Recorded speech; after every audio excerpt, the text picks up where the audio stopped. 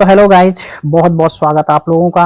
कहिए कैसे हैं आप लोग। आई होप आप लोग स्वस्थ मस्त और अपनी फैमिली के साथ व्यस्त होंगे। तो संडे का दिन तो आज वैसे भी व्यस्तता का दिन होता है। आप चाहे मतलब हाउस वाइफ हो या आप चाहे हाउस हस्बैंड हो, तो दोनों के लिए भाई व्यस्त ही व्यस्त होता है। तो थोड़ा सा अपने इस व्यस्त शेड्यूल में से 15 मिनट का समय आइए गांव भाई के रिएक्शन के साथ ज्वाइन कीजिए और हिस्सा बनिए आज के विश्लेषण का, क्योंकि बहुत इंपॉर्टेंट विश्लेषण है। आप जानते हैं कि अच्छा, आप लोग 6 महीने से करीबन करीबन मतलब लगभग इतने का समय हो गया और आप लोग इंतजार में बैठे थे कि भाई फाइनली अंकिता कुछ बोले, अंकिता कुछ बोले, है ना। और जो ऑडियंस तरह तरह से ट्रोल भी कर रहे थे, हेट भी दे रहे थे उनको, तो वो जानबूझकर उसके सब्र की परीक्षा ले रहे थे, या चाहे वो कुछ भी कर रहे थे, कुछ भी उससे बुलवाना चाह रहे थे। लेकिन आज मैं ये बोलूंगा कि वो लोग अपने प्रयास में सफल हो गए और फाइनली आज अंकिता का सब्र टूटा और उसने बोल दी बड़ी बात। तो बड़ी बात क्या बोल दी उसने। दरअसल कुछ क्रिएटर ऐसे हैं, उसके मैं अभी यहाँ पे अंकिता के अकॉर्डिंग बोल रहा हूँ। उनका बोलना था कि भाई अगर उनकी फैमिली में से किसी को भी, यानी कि उनके मम्मी पापा भाई और स्वयं उसको कुछ भी होता है, तो गाइज इसके जिम्मेदार जानते हैं कौन लोग हैं। अगर उनके फैमिली में किसी के साथ भी कोई बात होती है तो इसके जिम्मेदार वो लोग हैं, अंकिता के अनुसार वो लोग हैं जो इस मामले पर, अंकिता के एंगेजमेंट वाले मामले पर और उनके रिलेशन वाले मामले पर अभी तक भी वीडियो बनाकर उनके फैमिली वालों को कुछ भी बोल रहे हैं, उनके फैमिली वालों की बदनामी कर रहे हैं। लेकिन यहाँ पर मेरा जो पर्सनल एक सजेस्ट है अंकिता भुली को, वो ये है कि भुली, हमने तो कभी भी तुम्हारे लिए गलत नहीं बोला है, ना ही तुम्हारे फैमिली वालों के लिए बोला है। हाँ, मैटर पे वीडियो हमने भी बनाई है, लेकिन हमेशा हमने दोनों पक्षों की बराबर बातें रखी हैं। किसी के लिए भी हमने सही और गलत नहीं बोला है। अगर बोला है तो केवल इतना जितना कि बिल्कुल सही है और सच है। अच्छा, अब रही बात, अगर कोई और लोग हैं कि जो इस मामले में वीडियो बना के आपके परिवार वालों को या आपको गलत बोल रहे हैं, तो थोड़ा सा मेरा आपसे भी एक मतलब शिकायत भी है और एक निवेदन टाइप का भी बोल सकते हैं।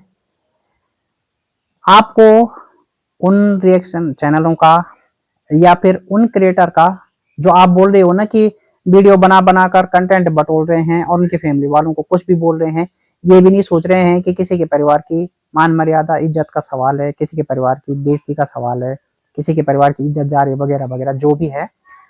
तो थोड़ा सा ना आप मतलब आप लीगल एक्शन की धमकी दे रही हैं। अच्छी बात है, मैं जब कोई भी चीज जरूरत से ज्यादा हो जाती है और कोई भी आपको जरूरत से ज्यादा परेशान करने लगता है, तो यकीनन लीगल एक्शन का ऑप्शन हम सभी के पास है, जितने भी हम भारतवासी हैं। अभी तो भारत में रहने वाले जितने भी लोग हैं, चाहे वो बाहर के हैं या भारत के हैं,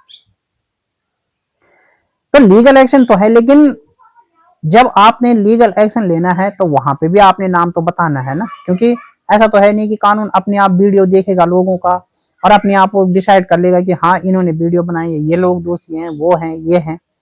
तो वहां पे भी आपको नाम तो बताना ही होगा कि कौन कौन आपको वीडियो बना रहा है और आपको उन वीडियो के किन शब्दों से आपत्ति है, और उन शब्दों में ये सिद्ध भी करना होता है कि उन शब्दों का आपसे डायरेक्टली रिलेशन क्या है और वो आपको डायरेक्टली क्यों प्रभावित और कितना प्रभावित कर रहे हैं।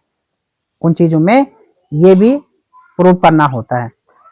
तो क्या आप अपने ब्लॉग में उन क्रिएटरों का नाम भी ले सकती थी? क्या आप अपने ब्लॉग में उन क्रिएटरों का नाम नहीं ले सकती थी, मतलब कि जो आपके लिए वीडियो बना रहे हैं? मेरा मानना यह है कि जीवन कभी भी स्पष्टवादी होना चाहिए। घुमा फिरा के बातें खैर सोशल मीडिया पे चलती हैं, बहुत से लोग चलाते भी हैं, लेकिन जब मामला सीरियस हो, मामला अति गंभीर हो, या मामला किसी की इज्जत या बेइज्जती से जुड़ा हो, किसी की पर्सनल लाइफ से जुड़ा हुआ हो ना, तो वहां पर बातें गोल मटोल या घुमा फिरा के अच्छी नहीं लगती है। वहां पे आदमी को डायरेक्ट ही बोलना चाहिए और स्पष्ट बोलना चाहिए कि वो कौन क्रिएटर हैं जो इस मामले में आपको और आपके फैमिली को गलत बोल रहे हैं बिना कुछ समझे हुए। हम रिएक्शन चैनल वाले हैं और कंटेंट पे रिएक्शन बनाना हमारा काम है। तो हमने तो जो भी रिएक्शन बनाया होगा वो आपके कंटेंट पे बनाया होगा, है ना। और आपके कंटेंट पे रिएक्शन बनाने के लिए यदि आप, हालांकि आपने नाम नहीं लिया है माफी चाहूंगा गाइस, तो हालांकि आपने नाम नहीं लिया है, लेकिन यदि आप अपने कंटेंट पे रिएक्शन बनाने वाले को भी धमकी वगैरह देने का प्रयास मात्र भी कर रही हैं तो आपकी ये सबसे बड़ी गलती है। और यदि आप उनको बोल रहे हैं कि जो वास्तव में आपकी फैमिली को और आप लोगों को गलत बोल रहे हैं, तो यहां पर मैं इतना ही बोलूंगा कि आपने तो गलती की कि आपने उनका नाम लेना था थोड़ा सा, ताकि वो लोग भी समझ जाते कि आप बोल किसको रही हो। ऐसे में तो वो समझेंगे भी नहीं कि आप किसको बोल रहे हो, क्योंकि नाम आपने किसी का लिया नहीं है तो आप किसको बोल रही हो क्या पता। अच्छा, दूसरी बात ये भी है कि जहां तक गलत बोलने का सवाल है तो गलत नहीं बोलना चाहिए। इस बारे में मैंने न जाने कितने वीडियो अंकिता भूली के पक्ष में बनाए हैं और हम बिल्कुल भी ये चीजें भाई कतई भी मतलब बर्दाश्त नहीं करते कि कोई भी किसी को गलत बोले बिना वजह। हाँ, वजह है तो आप बोलिए आदमी को, लेकिन अच्छे से बोलिए, ढंग से बोलिए। फिर भी आपको जरूरत से ज्यादा गलत बोलने की जरूरत नहीं है किसी को भी। तो हमने हमेशा हर किसी से यही बोला है कि चाहे बात कुछ भी हो, लेकिन आप लोगों को अंकिता को गलत नहीं बोलना चाहिए एज ए मानवता। अच्छा, पिछले दिनों में आपके दादाजी को लेकर कुछ थोड़ा सा मतलब ट्रोलिंग हुई थी जरा सा, तो उसमें कुछ लोगों ने ये भी बोला था कि आप उनके दादाजी को, क्योंकि एक कमेंट मेरे चैनल पे भी आया था कि आप लोग मतलब ये लोग जो है उनके दादाजी को ऐसा वैसा बोल रहे थे। तो पर मैंने पर्सनली जितने भी रिएक्शन क्रिएटरों के वीडियो में देखता हूँ तो मैंने ऐसा है कि नेगेटिव वर्ड किसी के मुंह से नहीं सुना, दादाजी के लिए नहीं सुना। हाँ, सिर्फ ये है कि वो जो कीचड़ वाला शब्द बोलने में दादाजी ने थोड़ा सा मिस्टेक की थी ना आपके दादाजी ने, तो उस पर थोड़ा सा बोला था और उसमें गलती दादाजी की नहीं थी, सबने आपके लिए बोला था और वो बात सही भी थी, मतलब बिल्कुल सही भी थी। क्योंकि वीडियो में जब दादाजी बोल रहे हैं उसके बाद आप उस वीडियो को एडिट करके पोस्ट कर रही हैं, आपने ये भी नहीं देखा कि दादाजी के शब्द क्या हैं। क्योंकि जो सोशल मीडिया पे काम करता है ना उसको थोड़ा सा संभल के और सावधानी से भी चलना पड़ता है भाई। क्योंकि अगर आपके कंटेंट में कोई भी ऐसी चीज होती है जो मतलब पॉइंट बन जाता है जिससे, या जो चीजें ट्रोल होने के लायक होती हैं, तो आप तो जानती है ना कि रिएक्शन चैनल वाले सोशल मीडिया पे भी होते हैं। जैसे एक नेता मंत्री के आगे पीछे पत्रकार लोग घूमते हैं ना, अगर थोड़ा सा भी गलत बयान निकल गया मुंह से, गलत वर्ड निकल गया, तो विपक्ष वाले हवा बना लेते हैं और मीडिया सर्कुलेट कर देती है चीजों को। तो ठीक इसी तरह सोशल मीडिया पे भी रिएक्शन चैनल वाले होते हैं। यदि किसी क्रिएटर से कोई गलती होती है तो रिएक्शन चैनल वाले भाई उसको छाप लेते हैं, उछाल देते हैं और चीजों को हवा बना देते हैं। और ये तो अपनी अपनी अपना अपना पेशा है ना। सोशल मीडिया पे रिएक्शन चैनल वाले पॉइंट को हाईलाइट करके हवा बनाते हैं भाई, वो अपना काम करते हैं। उसी तरह राजनीतिक जगत में भी प्राइम मिनिस्टर हो गया, होम मिनिस्टर, डिफेंस मिनिस्टर, जो भी हो गए, उनसे अगर कोई ऐसे बयान निकल जाते हैं तो पत्रकार भी चीजों को हवा बनाते हैं, वो अपनी खबरें छापते हैं, अपना चैनल चलाते हैं। तो सब कोई अपनी अपनी ड्यूटी करता है, अपना अपना पेशा देखता है, प्रोफेशनल है हर कोई, हर कोई अपना अपना प्रोफेशनल करता है जो उसका काम होता है। तो इसलिए मैं ये समझता हूं कि किसी रिएक्शन चैनल वाले को या किसी क्रिएटर को धमकाना ये बिल्कुल गलत है, क्योंकि रिएक्शन क्रिएटर वाले अपना काम कर रहे हैं। हाँ, अगर आपके फैमिली को या आपको कोई बिना लॉजिक और बिना वजह ज्यादा गलत बोल रहा है या गलत बोल रहा है तो आपको उसके खिलाफ पहले बोलना चाहिए। यदि बोल के भी ना माने तब आपके पास लीगल एक्शन का ऑप्शन बनता है। लेकिन लीगल एक्शन के बहाने किसी को धमकाना, मैं इस चीज को थोड़ा गलत मानता हूं, क्योंकि लीगल एक्शन का ना ऑप्शन सबके पास होता है, वो किसी पर्टिकुलर एक के ही पास नहीं होता। अगर मैं ये कह दूं कि ये तो मेरे ही पास है, आपके पास नहीं है, या फलाने के पास नहीं है, तो ये मेरी भूल है, ये मेरी गलत फहमी है। दरअसल ये ऑप्शन सबके पास है। अच्छा, दूसरी बात, अगर एक मंत्री के बयान को कोई पत्रकार हवा दे दे तो उस पर कानून की कौन सी धारा लागू होती है भाई? आप तो एक सोशल मीडिया क्रिएटर हैं, या हम एक सोशल मीडिया क्रिएटर हैं, चलो हम तो एक्शन लेने की बात करते भी हैं, लेकिन वहां भी ट्रोलिंग होती है।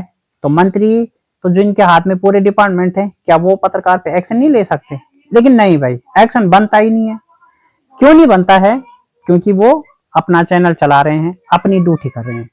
पर हाँ, अगर वो किसी को पर्सनली टारगेट करके गलत बोलते हैं या किसी को पर्सनल अटैक करते हैं तो वहां पर एक्शन जरूर हो सकता है। तो हम रिएक्शन चैनल वालों को तो अपनी मर्यादाएं पता है, इसलिए हम मर्यादा से बाहर तो किसी को बोलते नहीं है।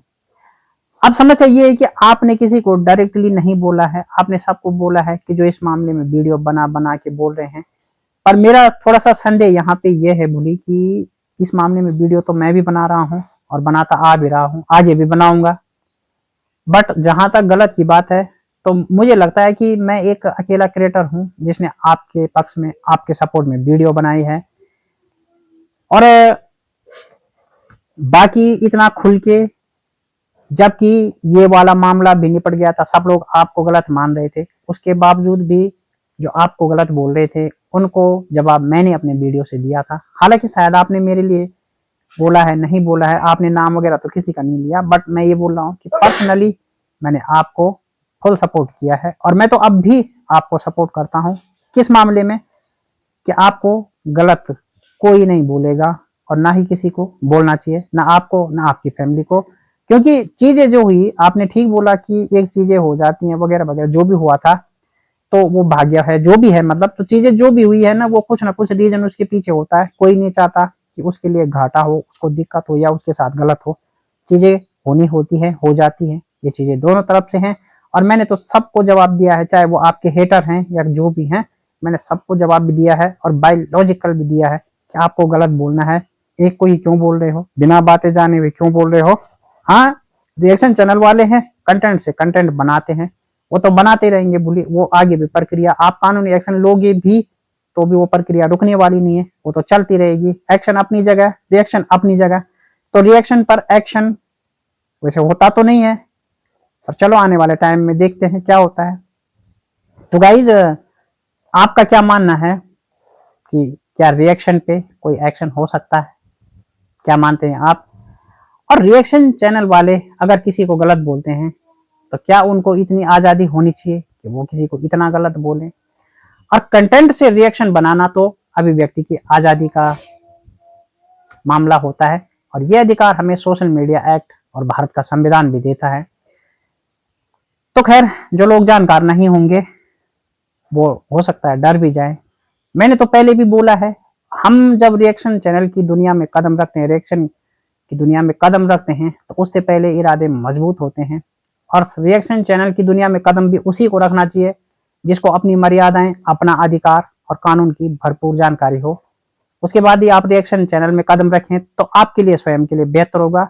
अदरवाइज बहुत से क्रिएटर बिना जानकारी के कई बार लिमिट से बाहर भी बोल जाते हैं, तो ये चीजें कई बार क्रिएटर के लिए दिक्कत भी खड़ी कर देती है।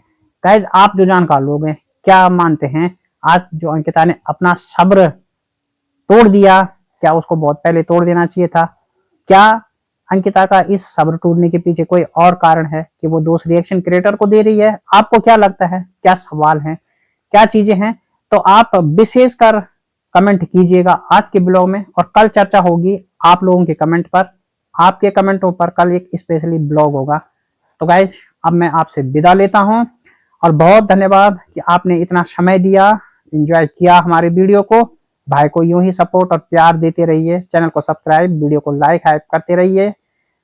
और बैक्टीरियल इन्फेक्शन के इस दौर में अपने आप को बेहद सुरक्षित रखिए, बेहद स्वस्थ रखिए और अपना बेहद ख्याल रखिए। तो कल आपके कमेंटों के साथ मैं कल फिर मिलता हूं, तब तक के लिए बहुत बहुत धन्यवाद।